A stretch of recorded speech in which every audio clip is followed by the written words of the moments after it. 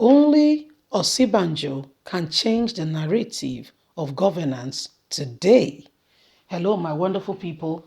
Some will say that's a strong statement because you don't know anybody, but others may feel I could accept or that position in terms of Osibanjo's narrative and his what he's done before. So the words have gone on that Nigerians must and should support Osibanjo because he's likely the only person who could possibly change the narrative of our governance today. Head of Politics and Governance of the Redeemed Christian Church of God, Pastor Timothy Olaniyi insists at the weekend that the All Progressive Congress presidential hopeful, Vice President Professor Yemi Osinbajo, remained the only child of God and a pastor that could change the narrative of the governance in Nigeria. Feeding questions from newsmen at the inaugural conference of the New Era Nigeria NEN, a political movement set to change the narrative of governance in 2023 and beyond, Olayemi said, money politics in this country has led us to where we are now. People will promise heaven and earth, and at the end of the day, you see them giving 1,000 naira, 2,000 to eligible voters. After the election, you won't see them ever again. None of the promises being fulfilled. And the people they gave money will not have achieved any notable successes from such politics. It is high time our eyes are open. What we want is not these bats. We want somebody that would make a promise to our children and fulfill it. If you tell me education is going to be free, I want to get there and make it free so that we will not continue to build youth up to no future. As of today, Professor Yemi Osinbajo is not just a pastor, he is still a child of God. There are many pastors who can decide to do rituals with a human skull and still claim to be pastors. I'm talking about a child of God, a real child of God. On his part, the conveyor of the movement, Dr. Rccg Stephen, in his remarks said, since our independence, we have little or nothing to show for it. Administrations come and go. They make promises every now and then, yet the story remains the same. As the citizens of this country, we cannot fold our arms and be criticizing them. It is time for us to get the concept of the new era Nigeria, join the fray, and make things better. The old era of leadership in Nigeria is characterized by systematic corruption, self-interest, among other vices. You cannot imagine. We want the kind of people that will emerge to be credible people who would be going into public offices for not personal gain, but for the good of the people. We want people that will rise out of selfishness and bitterness and work for the betterment of this nation. Nigeria does not have a quick fix solution. Those that came to say they will fix power, what have they done? Fix road? They are just deceiving us. So far, what they have done about it, nothing. That is why we have decided to give ourselves a 10-year plan.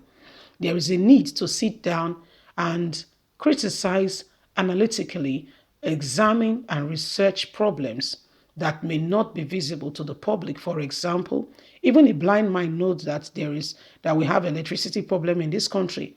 By the time we do our research, the cost of Nigerians' power outrage may not be good for the public, I can assure you. 2023 is already at the door. We encourage all Nigerians to go exercise their civil responsibility, vote and elect a credible leader. But so far, we're here to see seriousness on the blueprint of the ground for those who want change. Nigeria should not expect so much from whosoever is going to emerge in 2023 because as long as these people we are talking about remains the majority in power, they will continue to control the affairs of the nation in such a way that even the person who intends to do good might be frustrated. Even if Obama presides over Nigeria today, he won't succeed because of the failed system. I quite concur with that. Even if Obama comes, a system that works and a system that does not work is two ball game altogether. They are two different set of things altogether. We have a system that works and we have another system that does not work. Two different ball games altogether. We have people who do not want to do anything. In fact, they are ready to, in fact, they've allocated money to spend for the election, knowing fully well that they will make 100% or 300% returns on their investment. So they don't care what is happening to you. They don't care. If they say, oh, that your head is now bigger than your body, they don't care. They say you are now the one who does this, who does that, and they don't, like, seriously, they can't be bothered. Okay, we have those set of people. And for instance, let's take a quick plunge and look at the Minister of Transportation, a clear-cut example before our very own eyes. You are the Minister of Transportation. That alone should put you in a remorse position so that you are remorseful of what has happened. You went on, declared for presidency, moved on so quickly. The people now that are in captivity are still there. You don't understand. A baby was born in captivity. What was her fault? Her mother boarded a train.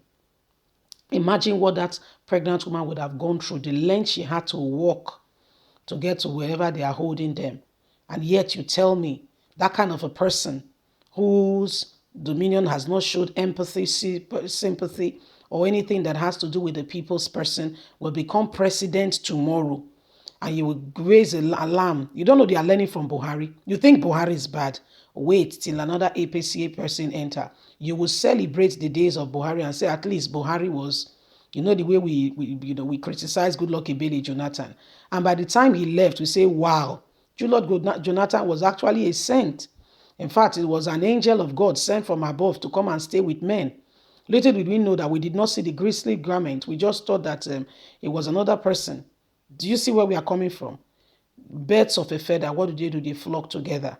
Even if, so my people, the decision to make, let it not come from anybody, trying to push somebody at you. Let it be you sitting down, okay, going through the resume of these people. You analyze it and pick a candidate of your choice you feel has what it takes to take us out of this very present predicament and bring Nigeria to a better place where we all can look back and say, indeed, we have a nation, we have a home. Other than that, we are deceiving ourselves. Leave us a comment. God bless. Bye for now.